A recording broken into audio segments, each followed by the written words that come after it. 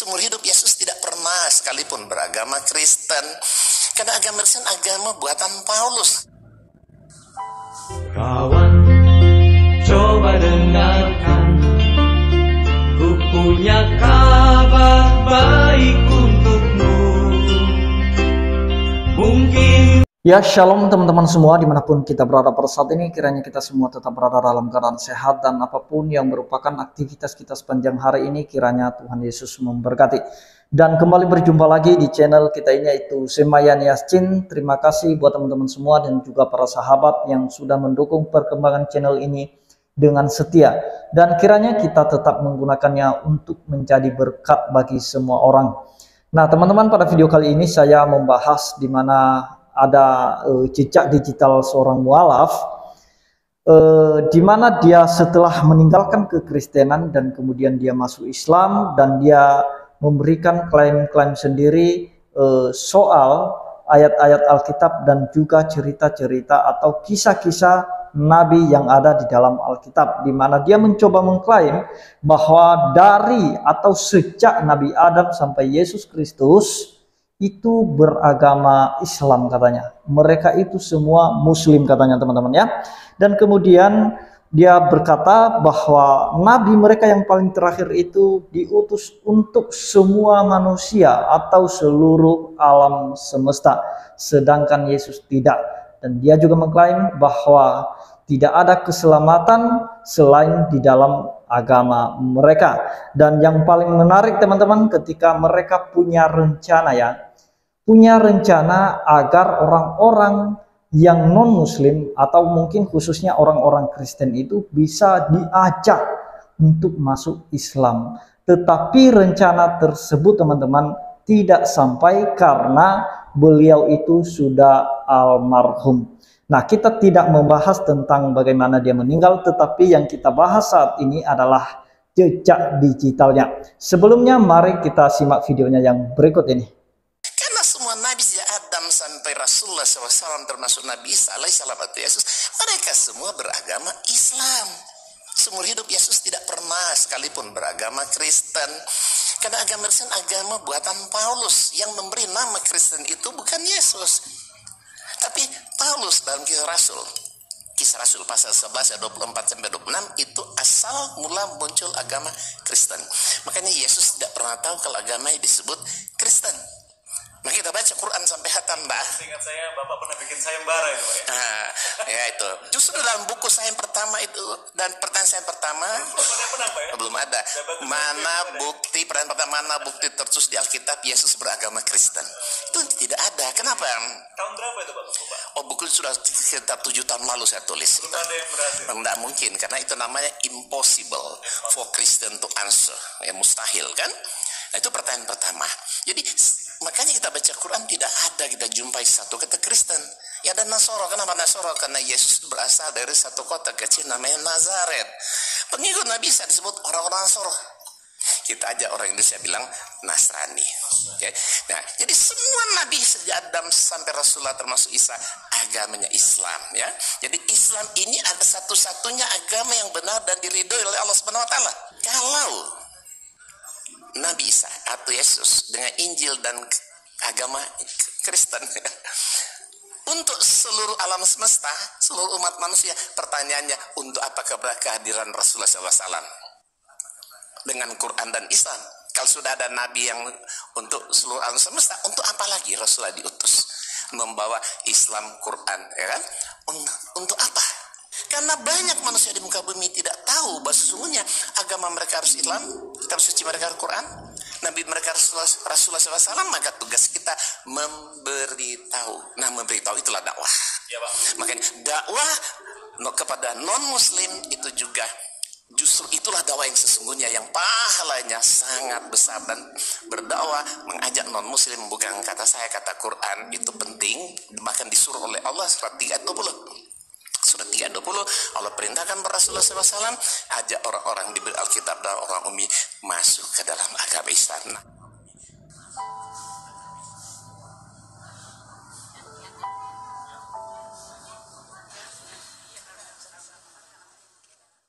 Jadi itu dia videonya teman-teman. Beliau sudah almarhum ya, tetapi yang kita bahas adalah jejak digitalnya. Kalau misalnya saudara-saudara kita polemikus muslim tidak mau kita membahas ini, maka seharusnya mereka sudah wajib menghapus supaya tidak dibahas. Oleh karena masih ada di channel-channel mereka teman-teman, makanya kita harus membahas supaya yang menonton video ini tidak keliru atau tidak ngawur pemahamannya. Nah teman-teman, yang pertama yang dikatakan oleh Ustadz Moko Ginta ini, bahwa sejak Nabi Adam sampai ke Yesus Kristus, mereka itu semua beragama Islam atau mereka adalah Muslim. Padahal kalau kita artikan pengertian Muslim itu teman-teman, yang artinya adalah berserah diri. Ya memang jelas bahwa nabi-nabi itu terdahulu mereka berserah diri, tetapi bukanlah agama Islam. Tidak ada keterangan yang secara eksplisit bahwa Adam sampai ke Yesus Kristus itu adalah agama Islam. Tetapi mereka adalah orang-orang yang berserah diri. Karena yang namanya agama Islam ini teman-teman, itu di zaman Adam sampai Yesus Kristus itu masih belum ada. Sekitar abad ke-7 barulah ada yang namanya agama Islam. Nah teman-teman, yang kedua, ketika dia mengatakan bahwa Kristen itu sebenarnya bukanlah buatan Yesus atau Yesus tidak pernah beragama Kristen, kira-kira begitu, melainkan Kristen itu adalah buatan Paulus, dan kata Kristen pertama kali disebut di dalam jemaat yang ada di Antiokhia teman-teman, kalau tidak salah. Nah teman-teman, seperti yang dia sampaikan bahwa sebenarnya orang Kristen itu dikatakan Nasrani. Saya mau jelaskan hal ini bahwa Nasrani itu disebut bagi mereka yang mengikut Yesus yang berasal dari kalangan Yahudi itu sendiri. Jadi Nasrani itu adalah orang-orang Yahudi yang sudah mengikut Yesus Kristus atau sudah percaya Yesus Kristus. Sedangkan Kristen itu adalah sebutan bagi mereka yang non-Yahudi atau mungkin mereka orang-orang Yunani pada saat itu. Nah, jadi ketika mereka percaya kepada Kristus, maka mereka disebut sebagai pengikut Kristus atau disebut sebagai Kristen. Jadi jangan sampai kita tidak bisa membedakan antara Nasrani dengan Kristen. Nasrani adalah sebutan bagi Yahudi yang mengikut Yesus Kristus, sedangkan Kristen sebutan bagi non-Yahudi yang mengikut Kristus. Jadi itu dia teman-teman ya. Dan kemudian teman-teman, dia berkata bahwa nabi mereka itu yang paling terakhir itu diutus untuk seluruh alam semesta. Jadi sebenarnya sah-sah saja, itu kan keyakinan mereka, itu klaim-klaim sepihak ya. Jadi bagi Kristen mau mengakui nabimu untuk seluruh alam semesta, untuk seluruh bumi, untuk seluruh bangsa, ya silahkan aja. Kristen nggak terganggu kok. Namun orang Kristen tidak mengakui bahwa nabi yang paling terakhir itu adalah Muhammad. Itu orang Kristen tidak mengakuinya. Kenapa? Karena di dalam Alkitab tidak dicatat tentang hal itu. Melainkan yang terakhir itu adalah Yesus Kristus. Dan itulah yang dicatat oleh Alkitab. Sebenarnya mualaf ini mereka mau mencari remis teman-teman ya. Mencari remis supaya sama-sama ada pengakuan. Kalau mereka mengakui Yesus itu sebagai nabi, nah, harusnya juga orang Kristen dong mengakui Nabi Muhammad sebagai nabi. Ya tidak bisa begitu. Karena nabi yang paling terakhir yang mereka akui itu nggak tercatat di Alkitab kecuali Yesus Kristus. Jadi jangan cari remis lah, jangan memaksa kehendak. Nah, jadi kalau misalnya mereka mengklaim itu diutus untuk seluruh alam semesta, silakan saja, nggak masalah bagi Kristen. Nah, itu kan keyakinanmu. Jadi bagi orang Kristen bahwa Yesus Kristuslah yang terakhir dan dialah juru selamat itu. Sekalipun di video fullnya teman-teman ya, kalau teman-teman bisa nonton nanti di channel Ayah Sofia itu dia mengaku bahwa hanya agama mereka yang diridhoi oleh Allah, dan kemudian hanya di dalam agama mereka lah ada keselamatan. Sedangkan di luar itu seperti kitab Kristen itu kan ditulis dengan campur tangan manusia dan itu tidak original lagi. Dan itu juga di video kita sebelumnya teman-teman kita sudah membahas dan menjelaskan tentang hal itu. Bagaimana tentang keotentikan kitab suci kita. Nah, jadi kalau mereka menuduh Alkitab Kristen itu adalah palsu, ya terserah mereka lah ya. Jadi yang jelas kita tahu sepenuhnya isi kitab suci kita, sejarah kitab suci kita, penulis-penulis kitab suci kita sudah tahu bahwa Alkitab kita atau kitab suci kita itu ditulis oleh para penulis berdasarkan wahyu. Dan itu sudah disampaikan oleh Timotius ya, dalam Timotius, bahwa segala tulisan itu diilhamkan oleh Allah.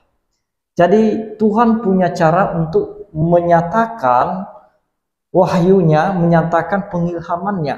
Jadi dalam sesuatu peristiwa yang terjadi di masa lampau, di kisah Yesus misalnya, kisah para nabi lainnya, bahkan di dalam sejarah Israel, Tuhan bisa menyatakan wahyunya dalam kejadian-kejadian itu. Sehingga para penulis bisa menuliskannya dengan baik cerita itu dan benar. Nah, jadi tidak sembarangan ditulis. Tidak ada yang namanya bagi Kristen itu Alkitab jatuh dari langit langsung bulat-bulat itu kitab sucinya jatuh ke bumi. Tidak ada di dalam kekristenan seperti itu.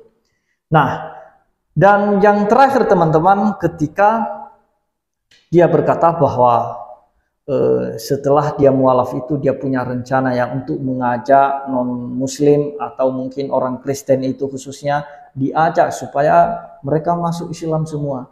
Tetapi sayangnya tidak kesampaian teman-teman karena beliau sudah almarhum, dan kiranya dia bisa mempertanggungjawabkan semua perkataannya selama ini, semua pembahasannya selama ini.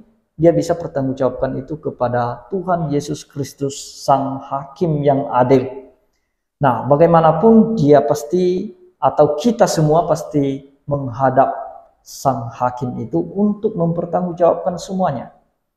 Kalau dia berkata bahwa di dalam agamanya lah ada keselamatan, ya silakan saja, itu kan klaim sepihak. Jadi orang Kristen juga percaya ada satu kepastian keselamatan di dalam kekristenan, yaitu di dalam Yesus Kristus itu sendiri. Dan orang Kristen percaya bahwa Yesus Kristus itu dikaruniakan bagi seluruh dunia ini, bagi seluruh alam semesta ini. Nah, kenapa? Karena Alkitab mengatakan demikian. Apa kata Alkitab? Atau kata firman Tuhan ya lebih tepatnya. Apa kata firman Tuhan? Bahwa karena begitu besar kasih Allah akan dunia ini. Jadi kalau udah yang namanya dunia teman-teman, itu artinya seluruh alam semesta. Dia mengaruniakan anaknya yang tunggal, supaya setiap orang yang percaya kepadanya tidak binasa, melainkan beroleh hidup yang kekal. Nah, dan kemudian di dalam Yohanes 10 ayat 28 bahwa mereka yang percaya kepada Yesus Kristus pasti tidak binasa. Ada kata pastinya teman-teman. Pasti tidak binasa, melainkan beroleh hidup yang kekal teman-teman. Dan kemudian Yesus berkata, aku menyediakan tempat bagimu, supaya di mana aku berada, kamu pun berada. Itu pesan Yesus kepada pengikut-pengikutnya. Itulah sebabnya Kristen itu, pengikut Yesus itu sudah terlalu yakin sekali, sangat-sangat yakin sekali bahwa pengikut Kristus akan memperoleh hidup yang kekal. Sesuatu yang pasti. Yesus tidak mungkin berdusta. Yesus tidak mungkin berbohong. Kalau dia berkata, aku menyediakan tempat bagimu, supaya di mana aku berada, kamu pun berada di sana. Dan dia berkata, kalau kamu mau ke sana, jalannya adalah aku. Kata Yesus, akulah jalan dan kebenaran dan hidup. Barang siapa yang datang kepada Bapa harus melalui dia, teman-teman. Harus melalui aku, kata Tuhan Yesus. Nah, tidak ada yang sampai kepada Bapa kalau tidak melalui jalan itu. Jadi kalau orang menyediakan suatu tempat, harus disediakan jalannya supaya orang yang mau ke tempat itu bisa sampai ke situ, teman-teman, melalui jalan yang disediakan itu. Jadi Yesus berkata, akulah jalannya. Jadi tidak perlu diragukan lagi. Dan itulah bukti bahwa Yesus itu dikirim ke dunia ini untuk seluruh umat manusia. Itulah sebabnya Yesus berkata, pergilah, jadikanlah semua bangsa muridku. Nah, supaya jadi pengikut Kristus seluruh bumi ini, teman-teman. Dan juga dia berkata bahwa apabila Roh Kudus turun ke atas kamu, maka kamu akan menjadi saksiku mulai dari Yerusalem, di Yudea, Samaria, bahkan sampai ke ujung bumi. Nah, seluruhnya. Dan Yesuslah yang memegang kekuasaan baik di surga maupun di bumi.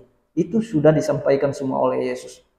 Jadi kalau tiba-tiba orang mau meninggalkan semua kepastian itu, apa yang sudah disampaikan oleh Yesus itu menurut saya orang yang kurang waras ya. Itulah sebabnya saya katakan bahwa orang Kristen itu terlalu yakin untuk diselamatkan karena Yesus sendiri yang menyampaikannya.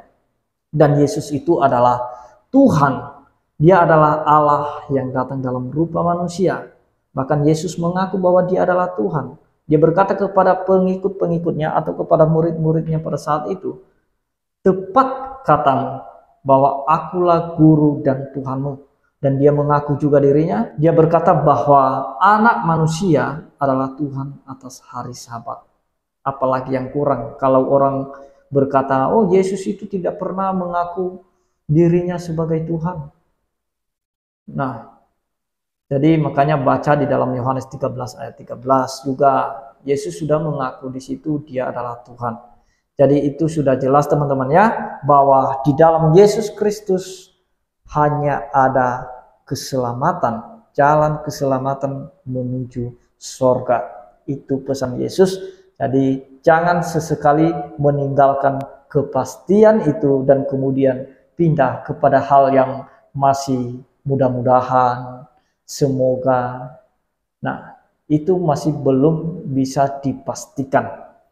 Bahkan ada beberapa oknum ustadz yang sudah mengaku sendiri, bahkan ulama besar yang mungkin terkenal di tanah air ini. Mereka berkata bahwa amal ibadah mereka itu tidak menyelamatkan mereka. Nah, jadi kalau amal ibadah kita tidak menyelamatkan kita, teman-teman, siapa lagi? Kecuali caranya Tuhan. Jadi cara Tuhan itu ya Yesus Kristus itu. Yesus Kristus itu berkorban bagi kita, menggantikan kita dari hukuman dosa-dosa kita, supaya kita dibenarkan oleh Allah. Benar apa yang dituliskan oleh Paulus, dia berkata bahwa dia yang tidak mengenal dosa telah dibuatnya menjadi berdosa, supaya di dalam dia kita dibenarkan oleh Allah. Supaya di dalam Yesus Kristus kita dibenarkan oleh Allah. Karena kalau tidak ada yang membenarkan kita, kalau tidak ada Yesus yang membenarkan kita, teman-teman, maka kata firman Tuhan bahwa tidak seorang pun yang benar di dunia ini. Satu pun tidak ada. Nah, kecuali Yesus Kristus. Jadi itu dia teman-teman yang perlu saya sampaikan bagi teman-teman semua. Kiranya Tuhan Yesus memberkati kita semua. Shalom.